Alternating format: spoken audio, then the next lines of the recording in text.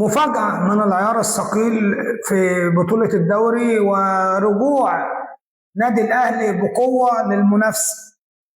والمنافسة دائما في مصر يا جماعة زمالك وأهلي، أهلي وزمالك. بيراميدز يعني بيخش آخر سنتين ثلاثة بفلوسه، إنما كجمهور وشعبية الزمالك والأهلي. الزمالك آتى النهارده الأهلي هدية على طبق من ألماظ. لو الزمالك كسب النهارده في اللقاء الختامي للدور الاول كان هيبقى رايح 7 ماتشات فارق 6 نقاط، كان هيلعب بهدوء وراحه نفسيه. لكن نادي الزمالك دائما وابدا ما يفرحش جمهوره ولا يخليه يعيش سعيد ولا فرحان، لكن لازما يعني يعيشنا في دوامه المرض والغم والقرف.